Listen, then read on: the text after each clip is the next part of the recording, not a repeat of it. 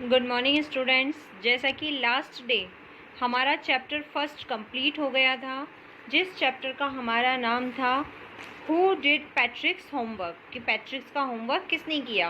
Last day हमारा ये chapter पूरा हो गया था और आपको बोला गया था कि अब आपको इस चैप्टर को कंप्लीट करना है। तो देखो, सबसे पहले आज हम चैप्टर तो हमारा कंप्लीट हो चुका है, बट आप लोग छोटी क्लासेस के बच्चे हो, वो भी तो आप लोगों को थोड़ा सा क्वेश्चन आंसर्स का करने का तरीका जो है, या क्वेश्चंस के जो आंसर्स है वो भी हम बता देते हैं। तो सबसे पहले हम अपने क्वेश्चंस को विद ट्रांसलेशन समझेंगे।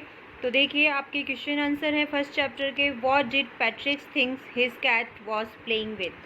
कि यहाँ पर पहले क्वेश्चन में आपसे पूछा गया है कि what did Patrick's thinks his cat was playing with, what was it really. Patrick's की बिल्ली जिस गुड़िया के साथ खेल रही थी, उस गुड़िया के बारे में पैट्रिक ने क्या सोचा था, और जो उसने सोचा था क्या वो सच था। तो हमने क्या सोचा था इसमें, स्टोरी को जब हमने पढ़ा तो पैट्रिक ने ये सोचा था कि वो गुड़िया नहीं थी बल्कि एक एल्फ था, मीन्स लिटिल मैन था, और जो बोना था वो उसकी इच्छा पूरी करता है और उसका होमवर्क करता है। लेकिन जब हम चैप्टर को लास्ट में देखते हैं तो हमें क्या पता चलता है कि ऐसा कोई लिटिल एल्फ तो था ही नहीं, बल्कि ये किसकी, उस पैट्रिक की सिर्फ क्या थी, यह सिर्फ उसकी कल्पना थी, ये सिर्फ उसकी इमेजिनेशंस थी। तो बेटा, इनके जो आंसर्स हैं वो आंसर हम अभी आपको बता देंगे, लेकिन अभी हमने इसको सिर्फ ट्रांसलेशन से समझा है। अगला देखिए, why did the little man grant पैट्रिक्स wish. दूसरा वाला क्वेश्चन हमारा है कि छोटे आदमी ने, यानी कि उस बोने पर्सन ने पैट्रिक की एक इच्छा पूरी करने का वचन क्यों दिया था। लिटिल मैन ग्रांट पैट्रिक्स फिक्स, कि उस छोटा सा जो आदमी था, जो एल्फ था, जो बोना था, उसने पैट्रिक की एक इच्छा पूरी करने का वचन क्यों दिया था कि उसने। तो देखिए, हमने इसमें पढ़ा था कि छोटे आदमी ने पैट्रिक की एक इच्छा पूरी करने का वचन इसलिए दिया था कि वो चाहता था कि पैट्रिक फिर से उसे उस बिल्ली के हाथों में ना दे दे। वह बिल्ली से बचना चाहता था, इसीलिए उसने पैट्रिक की एक विश पूरी करने का प्रॉमिस किया था। What was Patrick wish. अब उस बौने व्यक्ति को वो बिल्ली को वापस ना दे, इसके लिए पैट्रिक ने उस एल्फ के सामने, उस लिटिल मैन के सामने कौन सी इच्छा जाहिर की थी, कौन सी इच्छा की थी, या पैट्रिक की इच्छा क्या थी।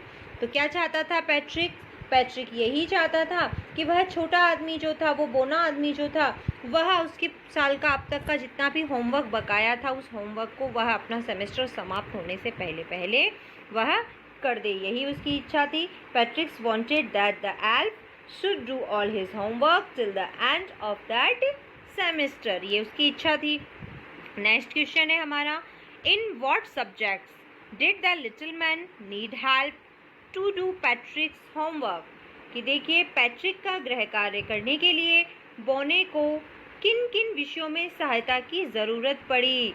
को कौन कौन से सब्जेक्ट में सहायता की ज़रूरत पड़ी थी, जैसा कि हम वहाँ पढ़ चुके हैं, इंग्लिश में, मैथ में और हिस्ट्री में, और सबसे ज़्यादा मैथ में, क्योंकि बोने को मैथ के बारे में कुछ भी पता नहीं था। नेक्स्ट देखिएगा, हाउ डिड पैट्रिक्स हेल्प हिम। पैट्रिक्स की उस बोने पर्सन ने सहायता कैसे की थी। पैट्रिक ने जो बोने आदमी की सहायता कैसे की, शब्दों को पढ़कर, पहाड़े बताकर, यानी कि टेबल बताकर, इसके अलावा जो है वो सम्स वगैरह करके, सम, डिवाइडिंग, ये सारी चीज़ों को कर उसने उसकी मदद की थी। नेक्स्ट क्वेश्चन है, who do you think did Patrick's homework, the little man और Patrick himself. Give reason for your answer. अब यहाँ देखिए, यहाँ क्या आप सोचते हैं, या आपसे पूछा गया है कि क्या आप सोचते हैं कि पैट्रिक का गृह कार्य किसने किया। क्या ये गृह कार्य किसी छोटे आदमी, यानी कि उस बोने ने किया था, या खुद पैट्रिक ने किया था। और आपको लगता है कि छोटे आदमी ने किया था तो भी उसका आंसर बताइए, उसका रीज़न बताइए, और यदि खुद पैट्रिक ने किया था तो वह भी, उसका भी रीज़न बताइए। तो देखिए, इसका सही आंसर यही होगा कि पैट्रिक ने अपना होमवर्क खुद किया था। वह बोना आदमी स्वयं जिसने उत्तर लिखे, वह सिर्फ उसकी एक कल्पना थी, जबकि पैट्रिक ने ही उसे बताया था कि उसे क्या लिखना है और क्या नहीं लिखना है। इसीलिए बोने ने उसका कोई काम नहीं किया था, बल्कि ये सारा काम खुद पैट्रिक के द्वारा ही किया गया था। रीज़न आपको बता दिया है कि क्या लिखना है और क्या नहीं लिखना है। ये सब किसके द्वारा बताया गया था, पैट्रिक के द्वारा ही बताया गया था। तो आंसर्स तो पैट्रिक ने ही दिए थे। तो गृह कार्य किसने किया था, गृह कार्य पैट्रिक ने ही किया था।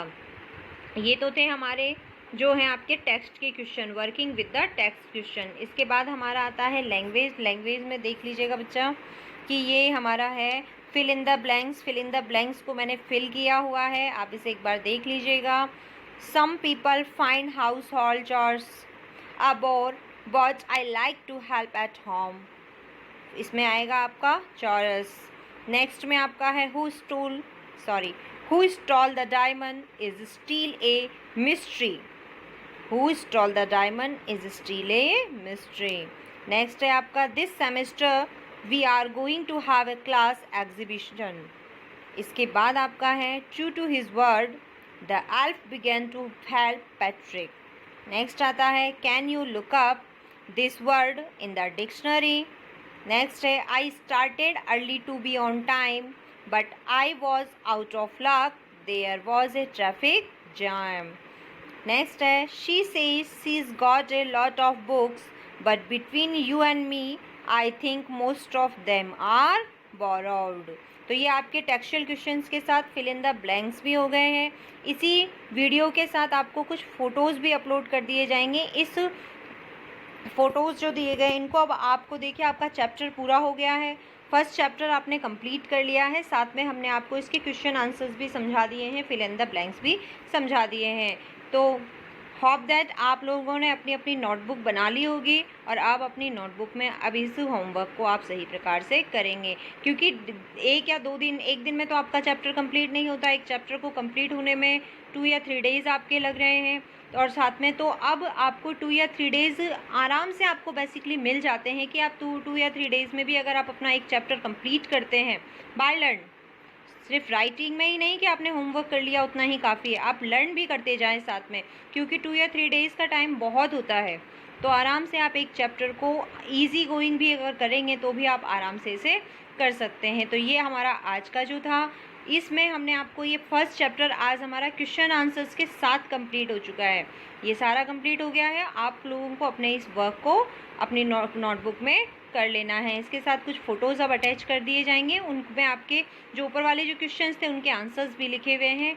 पीछे आपकी जो टेबल सारणी है यानी कि क्रॉस वर्ड पज़ल जो है उसे भी फिल किया हुआ आपको फ़ोटो मिलेगा, उसे भी आप पूरी तरह से कंप्लीट कर लेना। अब नेक्स्ट जो हमारा वीडियो होगा उसमें हम हमारा नेक्स्ट चैप्टर स्टार्ट करेंगे। ठीक है बच्चों, तो अपना काम कर लेना।